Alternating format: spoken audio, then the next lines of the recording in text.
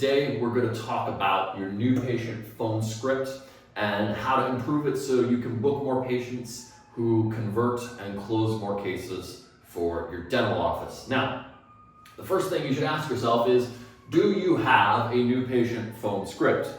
And the answer to that, if it's no, then you need to pay attention because this is costing you money and patience. But if you have one, but it's in a drawer somewhere, or the team doesn't use it, or one person was trained on it, but the rest of your team was not, then you effectively do not have a script. Why does this matter? Because you want to have a standard process for everything. If you don't have a process for new patients on the phone, I guarantee you, you're losing patients to offices that do. So I'm going to show you how to fix that, including everyone's most hated question: how much does XYZ treatment cost? So if you're getting this question a lot, or your team really struggles to answer it on the phone, I'm going to show you how to answer that directly. So first thing we got to do is the opening of the phone call. And right here, a lot of you mess this up already, and you mess it up because you're running behind schedule or you're just going through the motions. And what happens is you're opening way too fast. Your phone call sounds something like, "Thank you for calling ABC Dental. My name is Joshua. How can I help you smile today?" Right? Way too quick.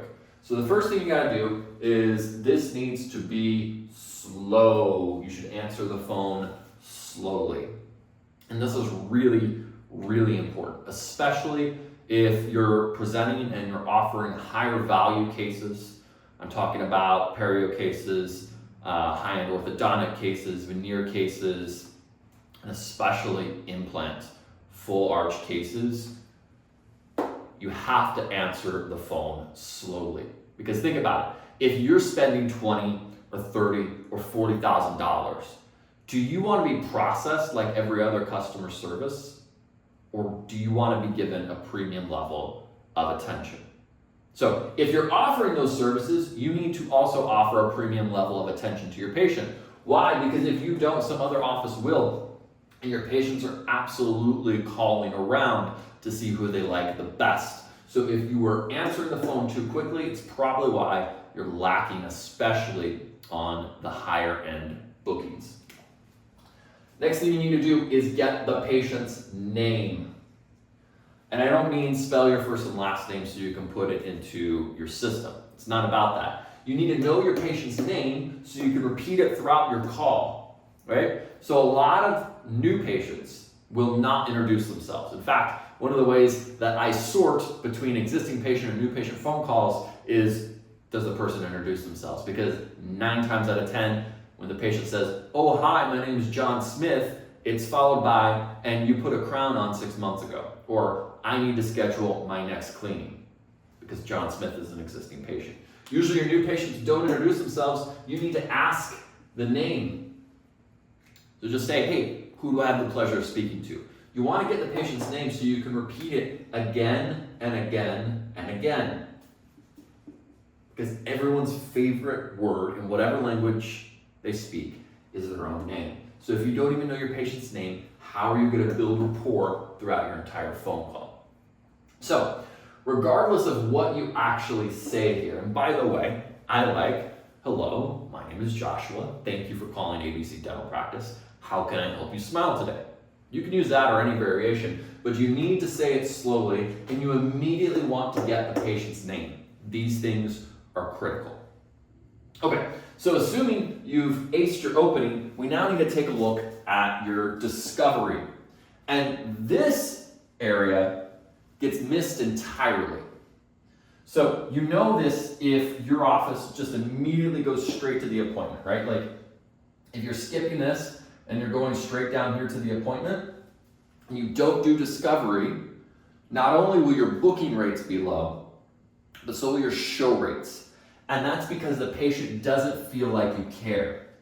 You have to have a strong discovery section of your call to build a connection with your patient and to build urgency, right? You need a connection because, again, your patient is not just calling you, they're calling around town. You need to outcompete in terms of level of service, but also urgency. Because you know, especially with implant cases, patients will go years without treatment. So if you don't have a chance to build urgency, then you're going to lose your patients to those who do. Okay, so what needs to be in the discovery section? Questions. This is all about questions, right? So what questions should you ask? So number one, anything clinical, right? You need to have lots of clinical questions. Now, notice how I did not say clinical answers. If the patient starts asking, hey, do you use PMMA, or do you use zirconia finals, or do you do this, do that, don't get into that. But you need to have clinical questions for the patient. Questions like, how many teeth are you missing? When was the last time you saw a dentist? Are you in any pain? If they are missing teeth, which ones?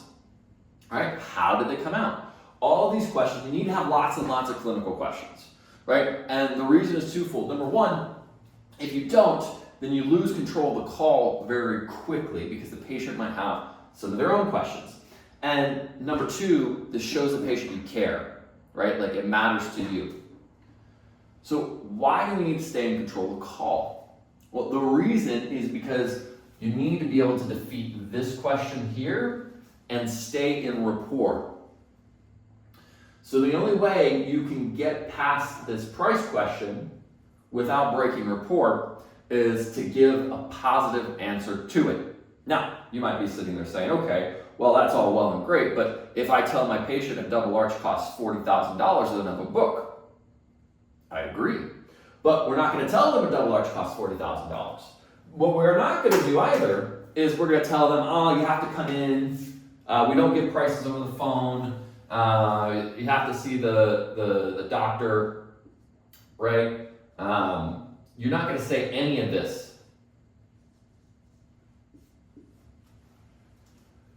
The reason is every other office says this, your patients are ready for it, and you know your patients are ready for it because if you give them this sort of answer, like, oh, you have to book a consult, they'll say, well, what did you charge your last patient?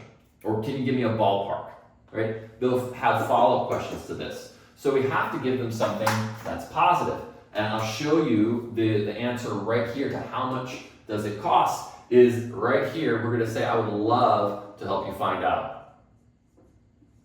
Emphasis on love to help you find out.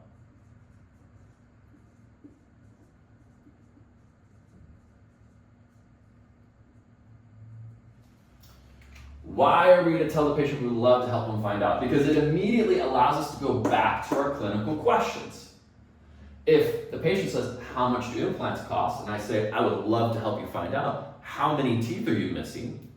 Everything makes logical sense. I need to know the situation, right? Now, what this allows me to do is to get into my questions because I don't want to have to deal with price until later in the call. So you always want to answer with, I would love to help you find out. If you don't know your questions, you can't defeat this.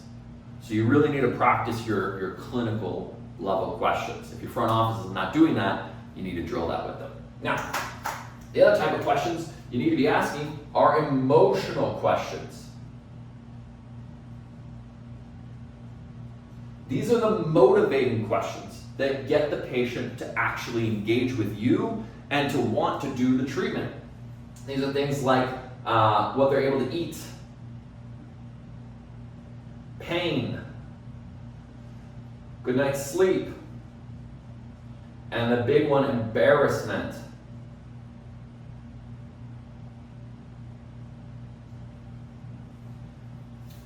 So you want to have questions about all this stuff. Because if the patient tells you, hey, I can't eat food like I normally would. Oh, well, what food do you like to eat? Man, I wish I could eat a steak.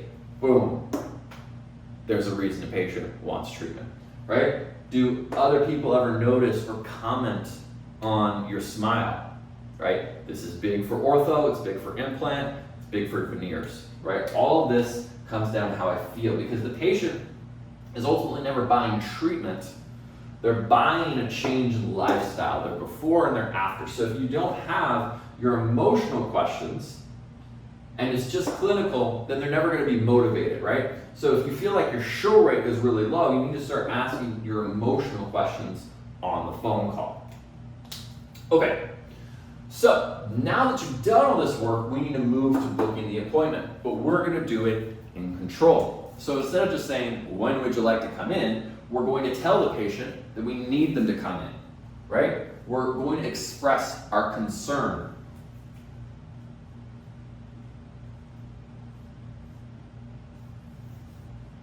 Right?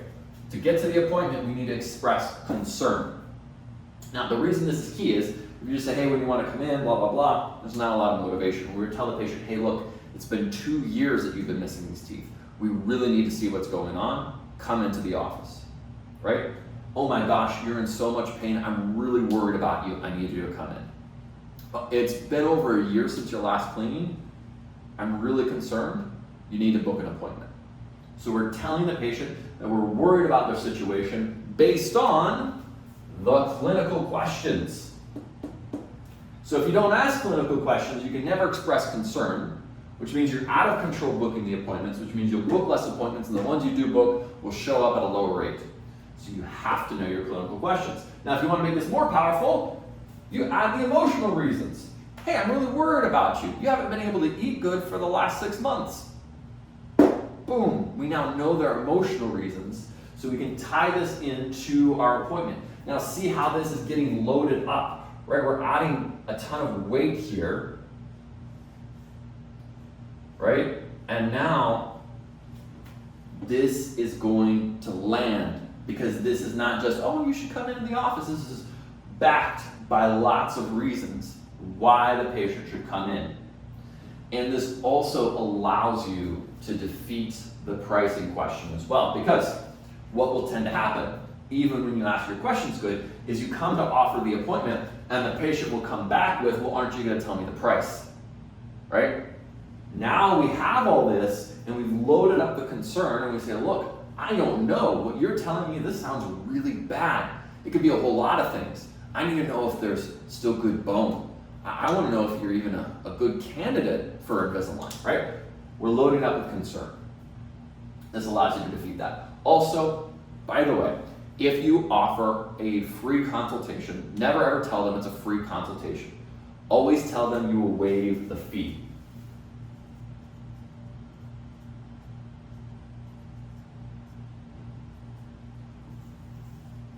Right? Why? Because you're concerned. Hey, I'm really concerned about your situation. I know money matters to you because you've been asking me the price. I'm going to waive the consultation fee so that you can come in at no cost to you to find out what's going on, because I know you're missing 7 teeth and it's been going on for the last 5 years and it's affecting your sleep at night and people are noticing. How can the patient say no to that, right? Unless they absolutely don't care about their life situation. But then they wouldn't be on the phone. Okay, so we're always offering the appointment time in light of concern, which we built based on asking good questions. Now, you always, from a scheduling perspective, you always want to offer the next best time.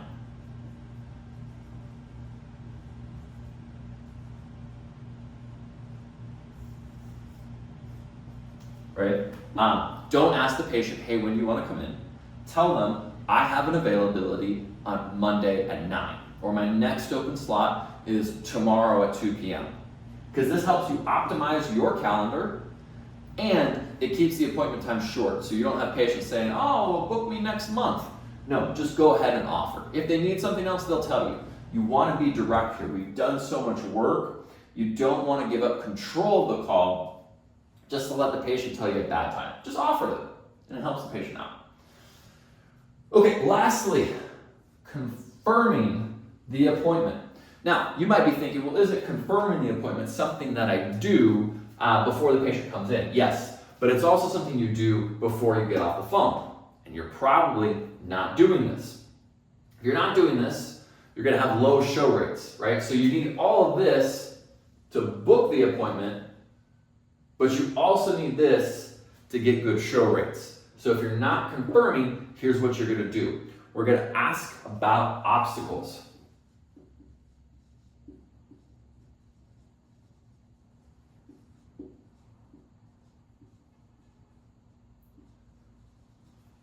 right? We're going to ask about the obstacles that the patient might be facing. What kind of obstacles? Well, we're going to ask things like, hey, you booked an appointment bright and early on a Monday morning. You don't have to take the kids to school, do you? Right? You're not going to try to fight rush hour traffic to get to work on time, are you? Right? Or over the holidays, you're going to want to ask, hey, you're not going away for the summer, right? Especially around Christmas and New Year's time, you definitely want to ask if they're going out of town. You would be shocked at the amount of patients who will agree to the time, and then when you ask them about obstacles, they go, oh yeah, I forgot, I've got this, right? They're booking it at around lunchtime. Ask them, hey, you're not booking this on your lunch break, are you? And they might go, oh yeah, I am booking it on my lunch break. Well, you want to know that before you confirm that appointment, right? Because if, say, work runs long or their boss calls them back early, they're going to just ghost on the appointment. We don't want to do that. So we want to ask about all the things that could stop them from showing up to their appointment time. So this is really, really important. You're just going to say, hey, on Wednesday at 3 p.m., I know kids are getting home from school. You don't have to pick up your kids, right? No, I don't have to pick up my kids. Okay, no crazy work projects that week? Oh yeah, I forgot. We've got this conference I got to leave for on Thursday. So that means, right, you already are getting ahead of so many problems. Just ask about the other stuff going on in their life. And don't say, hey, do you have anything else going on? No, we're going to ask specifically. And the reason is because a lot of your patients are very disorganized. That's why they haven't taken care of their teeth for a long time. So we want to ask very specifically, do you have to pick up your kids? Do you have to take them to school? Do you have anything for work? Are you traveling? Are you going out of town? Ask specifically, and this will increase your show rate by a lot because then the patients are going to be able to optimize the time. Okay, so this is your patient script. If you want something verbatim, you can find scripts for free on my website. You can check that out. But ultimately, if you're not using a script, you should be. Make sure your script includes these 4 elements here. A strong opening, which is slow and gets the patient's name. A discovery, which builds clinical and emotional questions. An appointment loaded with concern. And then confirm that nothing else is getting in the way. If you do this, you're going to book a lot more new patients and they're going to show up at a much higher rate.